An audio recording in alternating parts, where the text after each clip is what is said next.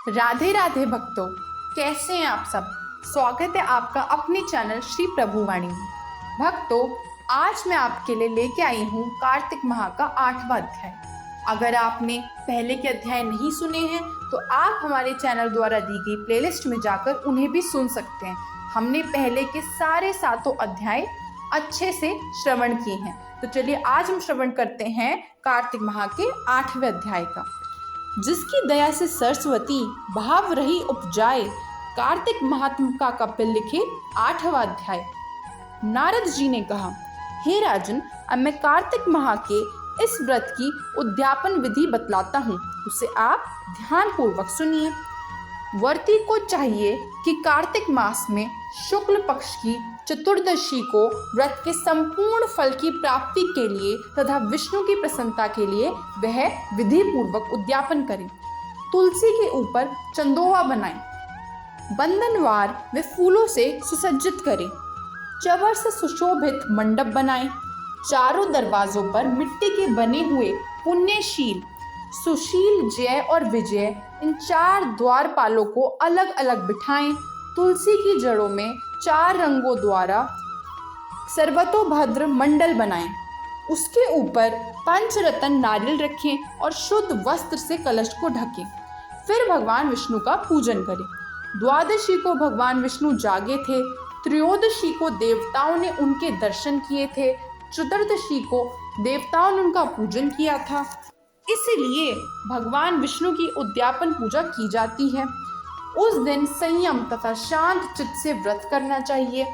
अपने गुरु की मूर्ति बनाकर षोडशोपचार तथा विविध नैवेद्य आदि से भगवान का पूजा करें। व्रती विविध प्रकार के वाद्यों के साथ कीर्तन करता हुआ उस रात्रि में जागरण करे।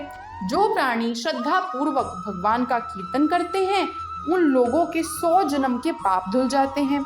जो व्यक्ति भगवान के निमित्त जागरण करके रात्रि भर भगवान का कीर्तन करते हैं उनको असंख्य गोदान का फल मिलता है। और जो लोग भगवान की मूर्ति के सामने नृत्य गान करते हैं उनके अनेक जन्मों के पाप नष्ट हो जाते हैं। जो भगवान के सम्मुख बैठकर कीर्तन करता है और बंसी आदि बजाकर भगवत भक्तों को प्रसन्न करता है और भक्ति से रात्रि भर जागरण करता है, उसे करोड़ों तीर्थ करने का फल मिलता है। पूर्णमासी को पत्नी सहित वेद पाठी ब्राह्मणों को या केवल एक ही श्रेष्ठ ब्राह्मण को उसकी पत्नी सहित बुलाएं और उन्हें खीर आदि का मधुर भोजन कराएं और यथाशक्ति दक्षिणा दें, क्योंकि पूर्णमासी को ही भगवान ने अपने भक्तों को वरदान दिया था और मत्स्य रूप धारण किया था। अतएव उस दिन जो दान, हवन, जप आदि भगवान विष्णु के निमित्त किया जाता है वह अक्षय फल देने वाला होता है। इसलिए व्रती 3 या 1 ब्राह्मण को सपत्नीक सामर्थ्य अनुसार भोजन कराएं। उन ब्राह्मणों को अपनी सामर्थ्य के अनुसार दक्षिणा देकर प्रणाम करें। बाद में भगवान विष्णु की पूजा करके अन्य देवताओं तथा तुलसी व कपिला गाय का पूजन करें। व्रत की कथा सुनाने वाले गुरु व उपरोक्त ब्राह्मणों को वस्त्राभूषण आदि से पूजन करके उनसे इस प्रकार क्षमा प्रार्थना करें।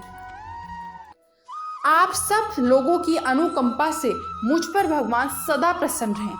इस व्रत को करने से मेरे 7 जन्म के सारे पाप नष्ट हो जाएं, मेरी संतान चिरंजीवी हो। इस पूजा के द्वारा मेरी सभी इच्छाएं पूर्ण हों। मेरी मृत्यु होने के बाद मुझे अतिशय दुर्लभ विष्णु लोक की प्राप्ति हो। मुझे ऐसा वरदान दें। पूजा की सारी वस्तुओं के साथ गायें भी गुरु को दान में दें। पश्चात घर वालों और मित्रों के साथ स्वयं भोजन करें। इस तरीके से जो प्राणी कार्तिक मास का व्रत और उद्यापन करता है वह पाप रहित होकर मनोवांछित कामनाओं को प्राप्त करता है। तो भक्तों, यह था 8वां अध्याय। बोलो कृष्ण भगवान की जय। यदि भक्तों आपको हमारे द्वारा लाई गई वीडियोस अच्छी लग रही हो तो आप हमारे चैनल से जुड़े रहें। इसे सब्सक्राइब, लाइक, शेयर ज़रूर करें। कमेंट में राधे राधे भी बोलें। धन्यवाद आप